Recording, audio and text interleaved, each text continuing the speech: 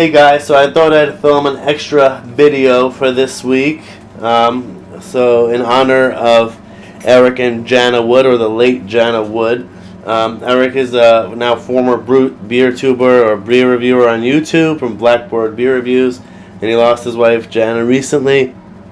So before I film a wrap up of Brew Day, holding my travel mug of coffee, I'm going to film this video and post it separately, showing off my coffee equipment and my brewing process of how I make a pour over. The video at least is dedicated to Eric and Jana Wood, or the late Jana Wood, a fellow beer reviewer and home brewer of ours on YouTube. Eric recently lost his wife, and he started now, instead of doing beer stuff, he's doing coffee stuff. So since I'm a coffee nerd, he started catching up on Facebook, and I thought I'd show off my coffee brewing process to finish off this video.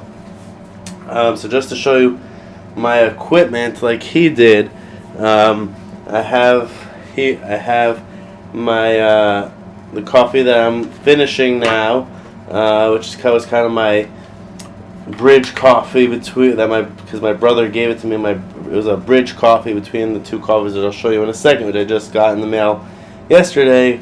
Would have gotten them on Monday, but it was President's Day here in the U.S. So anyway, but this is from, I don't know how well the camera is going to focus. I'm still learning this camera. Anyway, but this is from Gregory's Coffee here in New York. They're Luz Milda, Costa Rica, and when it comes to Central and South America, I usually stick to Guatemalan coffees because I like the cocoa flavor that a lot of them have. But this one's flavors were pineapple, walnut, and chocolate. And I got a slight bit of cocoa, but I definitely got a slight nuttiness and some, pineapple or citrus acidity. And it was surprisingly a really good coffee, because all the other coffees I've had at the Gregory shops were weren't that great. So I'm glad that they're venturing into the single origin coffees. So I have the rest of the beans. I keep them in this type of container, which is called an Airscape. I'll move my Hario V60 and filter out of the way. And the cool thing about these is that I'll take off the top, has a gasket in it, but that wouldn't protect the coffee. But if you see inside, it's called an Airscape. And what you do is there's a one-way valve under the handle inside. So what you do is you lift it up and you pull out the inside, and as you see here, the one-way valve is in the middle, and then it has the gasket around the edges. So when you plunge it back into the beans, you push out all the air, and then you close the valve. So that's why it's called an Airscape, because it pushes out the air and doesn't let lets it escape, but it doesn't let it go back in. It makes an airtight seal. So just like so, I would, because I'm not using these beans right now, I'm going to push it back in. I don't know if you could hear that air being pushed out. Close the valve by pushing the handle down and pushing that back on top. So that's how I store my coffee. Usually, a lot of roasters nowadays, coffee snobs, like me, say to drink it within 2 weeks of the roast date. I tend to say 2 to 3 weeks to really get a lot of flavor, and definitely after 3 weeks, no matter how you store your coffee, it might still taste good, but it's not going to taste like, you're not going to get a lot of the nuances you might have gotten that were brought out by the roasting process. So after I store my coffee, I'll put the Airscape back in my cabinet just to make room. Now, what else do I have? I usually brew my coffee into this travel mug because I take it to work with me, and I brew pour-overs in the morning, which is crazy. I do it before work, but I made it part of my routine because I prefer pour-over to French press, which might actually be quicker in the morning.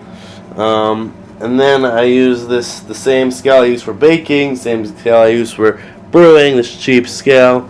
And then I have to replace my Brita, but I always use filtered water when I brew coffee. And then I have for water, I have this this gooseneck kettle from Bonavita, an electric kettle. It has a nice gooseneck, so for pour overs, that's what it's made for. So I basically heat it up to a boil. Once it clicks off from the boil, I rinse my paper filter, and which also helps heat up the pour over cone and my travel mug. And then I have also, which is still plugged in from yesterday, my cheap, it's only $50, a Cuisinart burr grinder, which Eric decided to use the hand grinder, but I don't think I would have the patience to use that on a daily basis. And this isn't even the best grinder, but I've played with the grind and found a happy setting that works for most roasts. So before I brew my cup of coffee or my travel mug of coffee for the day, I'll show you the two coffees that I got recently. So this is from Mudhouse Coffee Roasters in Virginia, and they recently won the Micro Roaster of the Year from Roast Magazine. And I subscribe to that magazine, and I've heard other good things about this roaster, so I thought I'd order myself a cup of coffees from there. So I got their Yerg Z, which is from Ethiopia, grown at 1,900 to 2,000 meters, which is pretty high, which is what attracted to me.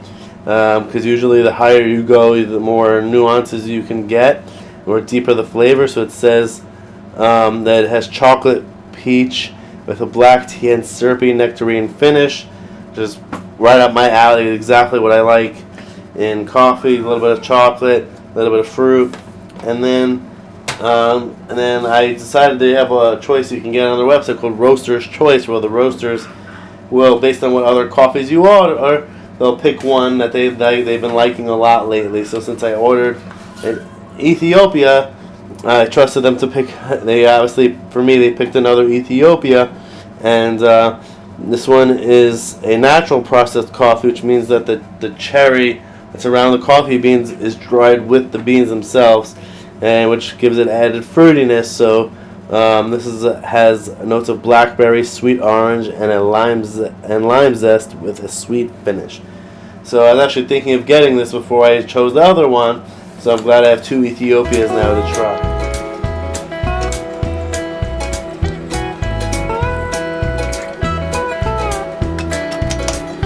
Every once in a while, when the time is right, no cloud in the sky, and the fruit is ripe.